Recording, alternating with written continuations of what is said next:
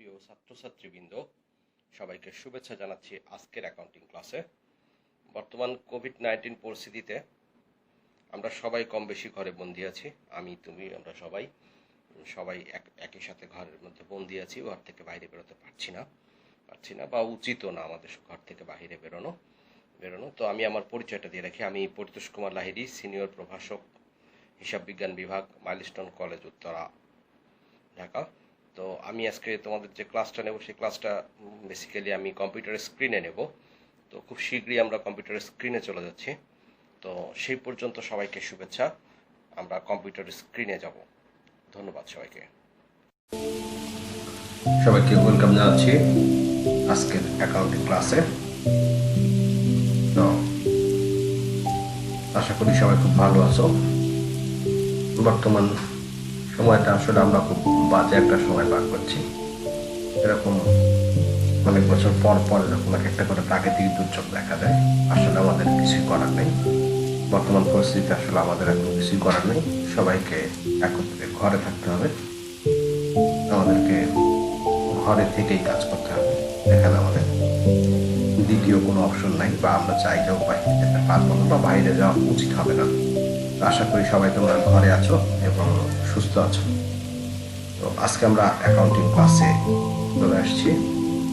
তো শুরুতে আমি আমার পরিচয় দিয়ে রাখি। আমি পরিতোষ কুমার লাহিড়ী, সিনিয়র প্রভাষক, হিসাব বিজ্ঞান বিভাগ, মাইলস্টোন কলেজ, উত্তরা, ঢাকা। আমার জিমেইল, মেইল আইডি এবং নিচেরটা আমার হোয়াটসঅ্যাপ নাম্বার। শিক্ষক পরিচিতি এটা। তো আশা করি তোমরা ভালো আছো। আমরা আজকে একটা নতুন চ্যাপ্টার শুরু করব। তো চ্যাপ্টারটা ধাপে ধাপে যাব, যে কারণে আমি আজকে তোমাদেরকে সময় দিয়ে দেখাচ্ছি। একটু সময় নিয়ে কাজটা করবো যেহেতু, সুতরাং এই জন্য আমি শুরুতে বলছি না যে আমরা কোন চ্যাপ্টারে যাচ্ছি বা কোন চ্যাপ্টারটা পড়তে যাচ্ছি ইত্যাদি বিষয়টা আমরা এখনই বলছি না। আমরা আগে কয়েকটা ছবি দেখে নিই। দেখো এটি কি, আসলে এটি কি? একটা পাকা বাড়ি তৈরি হচ্ছে, ঠিক তো? মানে পাকা বাড়ি বলতে কি, এটা আমাদের লোকাল ল্যাঙ্গুয়েজে আমরা বলি পাকা বাড়ি। আমাদের অঞ্চলের যে ল্যাঙ্গুয়েজ, সেই ল্যাঙ্গুয়েজে আমরা এটাকে বলি পাকা বাড়ি। শহরে বা ঢাকা শহরে এটাকে দালান বা বিল্ডিং বলা হয়। আসলে এখানে একটা বিল্ডিং তৈরি হচ্ছে। এখানে দেখো বিল্ডিংটা তৈরি হয়ে গেছে। ওটা ছিল বিল্ডিং তৈরি হওয়ার ছবি, আর এটা অলরেডি আমাদের একটা বিল্ডিং তৈরি হয়েছে। তো আমরা বিল্ডিং কেন তৈরি করি? পাকা বাড়ি কেন তৈরি করা হয়? স্থায়ীভাবে বসবাস করার জন্য। অর্থাৎ কোনো একটা ব্যক্তি একবার পাকা বাড়ি তৈরি করলে সে ধারণা করে রাখে যে সে অনেক দিন তার এই পাকা বাড়িটা তৈরি করতে হবে না, বা এরকম কোনো বাড়ি তাকে আর তৈরি করতে হবে না। অর্থাৎ স্থায়ীভাবে বসবাস করার জন্য আসলে বাড়িটা করা হয়। তোমরা ব্যতিক্রমটাকে উদাহরণ হিসাবে নিও না, কারণ ব্যতিক্রম উদাহরণ হয় না। কিছু ব্যতিক্রম এখানে অবশ্যই আছে। তো আমাদের হিসাব বিজ্ঞানেও পাকা বাড়ি আছে। তো আমাদের এই পাকা বাড়ির নাম কি? পাকা বাড়ির নাম হচ্ছে খতিয়ান। ইংরেজিতে আমরা এটাকে বলি লেজার, বাংলায় বলি খতিয়ান। তো এই খতিয়ান বা লেজার আসলে এটা কি?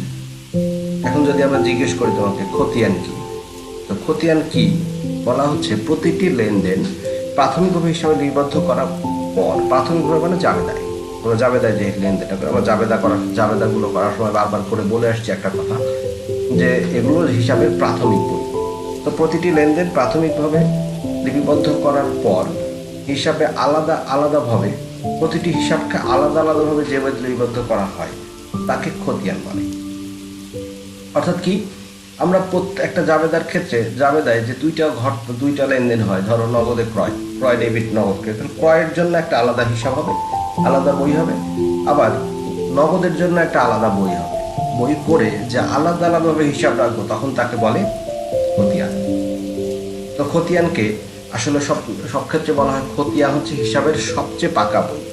অর্থাৎ আমরা যা কিছু করি সমস্ত কিছু খতিয়ানের মধ্যে লিপিবদ্ধ করতে হবে। খতিয়ানটা আমাদের সবচেয়ে পাকা বই বা স্থায়ী বই। পাকা বই বলতে আসলে বলা যায় স্থায়ী বই। স্থায়ী বইটা আরো বেশি ক্লিয়ার। অর্থাৎ এখানে সমস্ত লেনদেনকে স্থায়ীভাবে লিপিবদ্ধ করা হয়, এবং খতিয়ানই হচ্ছে হিসাবের সর্বশেষ আশ্রয়স্থল। অর্থাৎ সমস্ত হিসাব খতিয়ান হয়ে বাদ বাকি কোথাও যায়। কিছু হিসাব আছে যেটা অন্য কোথাও নাও যেতে পারে, কিন্তু সে খতিয়ান হয়েই যাবে, অর্থাৎ খতিয়ানে তাকে আসতে হবে। খতিয়ানে যদি কোনো হিসাব না আসে তাহলে সেই হিসাবটা আমরা শেষ করতে পারবো না। এবার আসো আমরা খতিয়ানের কয়েকটা বৈশিষ্ট্য দেখি।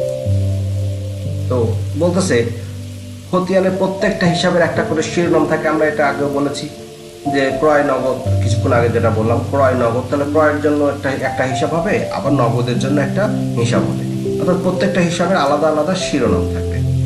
আর এটা দুই রকম ছকে প্রস্তুত করা যায়, একটা টি ছক আর একটা হচ্ছে চলমান জের ছক। একটা টি ছক আর একটা, আমি দ্বিতীয়বার আবার বলছি, খতিয়ান প্রস্তুত করা হয় দুইটা ছকে, একটা টি ছক, ইংরেজি টি ছক, আর একটা হচ্ছে চলমান জের ছক। আবার প্রতিটা হিসাবের পৃথক পৃথক জের নির্ণয় করা, আমরা প্রত্যেকটা হিসাবে আলাদা আলাদা করে জের নির্ণয় করি। খতিয়ান প্রস্তুতে জাবেদাকে সহায়ক, এই যেটা আমি কিছুক্ষণ আগে বলছি, জাবেদাকে সহায়ক বহিস্বরূপ কাজ করে, সহায়ক বহিস্বরূপ কাজ করে, এবং খতিয়ানের সময় জাবেদা পৃষ্ঠা নম্বর উল্লেখ করা হয়। অর্থাৎ প্রত্যেকটা খতিয়ানেই দেখবা একটা করে জাবেদা পৃষ্ঠার জন্য আলাদা ঘর থাকে। আমরা দেখবো পরের দিকে যে সেই জাবেদার জন্য আলাদা ঘর থাকে, সেই ঘরগুলোতে আমরা জাবেদা পৃষ্ঠার নম্বর লিখি। যদিও আমাদের অঙ্কে এটার ইউজেস খুব কম, কিন্তু আসলে প্র্যাকটিক্যাল লাইফে এটার ইউজেস আছে। আর খতিয়ান থেকে প্রাপ্ত উদ্বৃত্ত দ্বারা আমরা রেওয়ামিল প্রস্তুত করি। দেখো হিসাব চক্রটা যদি তোমাদের পড়া থাকে তাহলে তোমরা অবশ্যই বুঝতে পারছো, খতিয়ান জাবেদা হচ্ছে, জাবেদার পরে খতিয়ান, তারপরে রেওয়ামিল, অর্থাৎ জাবেদা খতিয়ান হচ্ছে রেওয়ামিল এবং জাবেদার মধ্যে একটা মেলবন্ধন, একটা সেতুর মতো বা একটা ব্রিজের মতো। তা আসো আমরা একটু টি ছকটা দেখে নিই, টি ছকটা কেমন। টি ছকের দুইটা দিক থাকে, একটা ডেবিট দিক, একটা ক্রেডিট দিক। তো ডেবিট দিকে থাকে তারিখ, বিবরণ, জাবেদা পৃষ্ঠা হবে, খতিয়ান পৃষ্ঠা লিখে ফেলেছি, জাবেদা পৃষ্ঠা, টাকা। আবার ক্রেডিট দিকেও সেম তাই, তারিখ, আবার বিবরণ, এখানেও খতিয়ান পৃষ্ঠা লেখা হয়ে গেছে, জাবেদা পৃষ্ঠা, টাকা। ঠিক সেম যদি আমরা চলমান জের ছকে যাই, চলমান জের ছকটা একটু অন্যরকম, তারিখ, বিবরণ, এখানেও জাবেদা পৃষ্ঠা হবে, খতিয়ান পৃষ্ঠা লেখা হয়ে গেছে, জাবেদা পৃষ্ঠা, ডেবিট টাকা, ক্রেডিট টাকা। এবার জের, একটা জের হবে, সেই জেরের হবে একটা ডেবিট ঘর, একটা ক্রেডিট ঘর। আজকের ক্লাসটায় আমরা মূলত থিওরিটিক্যাল বিষয়গুলো নিয়ে বেশি আলোচনা করার চেষ্টা করব। যখন অঙ্ক করবো আমরা পরের ক্লাসগুলো, যখন আমরা শুরু করবো, নেক্সট ক্লাসে যে আমরা অঙ্ক করব। তো আসো আমরা একটু খতিয়ানভুক্তকরণ বা পোস্টিং কাকে বলে আমরা একটু দেখে নিই। আগে এটা আমরা একটু নিয়ে আসি, তারপরে আমরা খতিয়ানভুক্তকরণটা দেখি। দেখো এখানে একটা জাবেদা করা আছে, ক্রয় হিসাব ডেবিট, নগদান হিসাব ক্রেডিট। আমরা দুইটা ঘর কেটেছি, একটা ক্রয়ের জন্য, একটা নগদের জন্য। আমরা বলেছি ক্রয় হিসাব ডেবিট। দেখো ক্রয় হিসাবের ডেবিট দিকে টাকা বসেছে 5,000 টাকা, নাম হয়েছে নগদান হিসাব, অর্থাৎ ক্রয় হিসাবের ডেবিট দিকে আমরা 5,000 টাকা লিখেছি কিন্তু নাম দিয়েছি উল্টা ঘর, অর্থাৎ ক্রয় হিসাবের ঘরে আমরা লিখবো নগদান হিসাব। দেখো ঠিক সেম যদি আমরা নগদান হিসাবের দিকে তাকাই, তাহলে নগদান হিসাবের ক্ষেত্রে ঠিক উল্টাটা আছে। নগদান হিসাব যেহেতু ক্রেডিট, তাই ক্রেডিট কলামে টাকা গেছে 5,000 টাকার ঘরে, কিন্তু দেখো বিবরণের ঘরে আবার লিখেছে ক্রয় হিসাব। তার মানে ক্রয়ের ঘরে নগদান এবং নগদের ঘরে ক্রয় হিসাব লেখা হয়েছে। বিষয়টা খেয়াল করে, এবং সবসময় একটা বিষয় মনে রাখতে হবে, আমাদের সবসময় অঙ্ক করার সময় বা অন্য যে কোনো সময় হোক, আমাদের এই বিষয়টা খুব ভালো করে মাথায় রাখতে হবে যে হিসাব সেই ঘরে, সেই হিসাব ছাড়া অন্য হিসাবের নাম বসবে না, অন্য হিসাবের নাম বসবে। আবার বলছি ক্রয় হিসাব তাহলে বিবরণ, ডেবিট ক্রেডিট দুই পাশে দেখো দুটো বিবরণ আছে, কিন্তু এই দুইটা বিবরণের কোনো ঘরে ক্রয় হিসাব বলে কোনো হিসাব বসতে পারবে না, তার উল্টা ঘরের নাম বসতে হবে অন্য কোনো হিসাবের নাম। যেমন নগদান হিসাবের দুই পাশে, ডেবিট দিকে ক্রেডিট দিকে দুই পাশে নগদান হিসাব বলে কোনো হিসাব বসতে পারে না। আর এই যে একটা হিসাব থেকে, জাবেদা থেকে আমরা খতিয়ানে নিয়ে যাই, এই নিয়ে যাওয়ার টাকাই আসলে আমরা বলি পোস্টিং। তো এবার আসো আমরা একটু দেখবো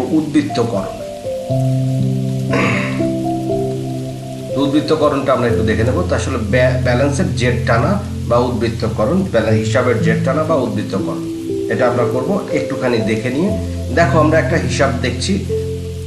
নগদান হিসাব, ডেবিট দিক আছে, ক্রেডিট দিক আছে। ডেবিট দিকে দুইটা আছে, জানুয়ারি 2-3 আছে মূলধন হিসাব, বিক্রয় হিসাব 30,000 10,000 টাকা। আবার ঠিক নগদানের ক্রেডিট দিকে দেখো সেম করে দেওয়া আছে কি ক্রয় হিসাব, আসবাবপত্র হিসাব 8,000 টাকা 4,000 টাকা। তো এটার যখন আমরা দুই দিক সমান করি বা দুই দিকের ডিফারেন্স বের করি সেটাকে বলা হয় ব্যালেন্সিং। ব্যালেন্সিংটা কি? ডেবিট দিকের যোগফল করলাম 30,000 যোগ 10,000 সমান 40,000। এবার আসো ক্রেডিট দিকের যোগফল করি 8,000 যোগ 4,000 সমান 12,000। আমরা দেখতেই পাচ্ছি ডেবিট দিকে একটা, ক্রেডিট দিকে একটা, দুটো যোগফল করেছি। আর এই দুটো যোগফলকে আমরা যদি যোগ করে দিই তাহলে ব্যালেন্স হবে কত? 12,000। 40,000 মাইনাস 12,000 সমান 28,000। এই যে বের করা অর্থাৎ দুই দিকের ডিফারেন্স বের করা এটাকেই বলে ব্যালেন্সিং বা ব্যালেন্স করা বা হিসাবের জের টানা। ব্যালেন্সিং, ব্যালেন্স করা, হিসাবের জের টানা ইত্যাদি। তো এবার আসো আমরা একদম ক্লাসের শেষের দিকে চলে আসছি। যেটা খুব বেশি তোমাদের অবজেক্টিভে আসে সেটা হচ্ছে সিডি। আমরা ইংরেজিতে এটাকে বলি ক্যারেট ডাউন, এটার বাংলা হচ্ছে নিচে নিত বা স্থানান্তরিত হবে। নিচে নিত বা স্থানান্তরিত হবে। আবার বিডি ব্রড ডাউন, এটার অর্থ হচ্ছে ওপর থেকে আনিত বা স্থানান্তরিত হয়েছে। ওপর থেকে আনিত বা স্থানান্তরিত হয়েছে। সিএফ, এটার ফুল মিনিং হচ্ছে ক্যারেট ফরওয়ার্ড, এটার অর্থ হচ্ছে সম্মুখে আনিত অর্থাৎ পেছন থেকে আনা হচ্ছে। বিএফ ব্রড ফরওয়ার্ড, এটার মানে হচ্ছে পেছন থেকে আনিত। তোমরা যাদের হাতে এখন কাগজ কলম আছে তারা কাইন্ডলি এই জায়গায় ভিডিওটাকে পজ করে ভিডিওটাকে থামিয়ে তুমি তোমার মতো করে এটা লিখে নাও অথবা তোমার বইতেও আছে, বললে আমি পেজ নাম্বারও বলতে পারবো। তোমার বইয়ের 83 পেজে এটা আছে। এটা তোমাকে জানতে হবে এবং অবজেক্টিভে সাধারণত এই প্রশ্নটা বারবার ঘুরে ঘুরে আসে। এই চারটার যে কোনো একটা তোমার অবজেক্টিভে থাকে। বিএফ শব্দের অর্থ কি, বিডি অর্থ কি, সিডি অর্থ কি, এরকমভাবে আমাদের বইতে থাকে। এটা যেহেতু থাকে সেক্ষেত্রে আমাদের কিছু করার থাকবে না, আমাদের এটা করতে হবে, জানতে হবে। তো এখন আমরা চলে আসছি আসলে হোমওয়ার্কের ক্ষেত্রে। আজকের ক্লাসটা একটু ছোট হয়ে গেল সম্ভবত।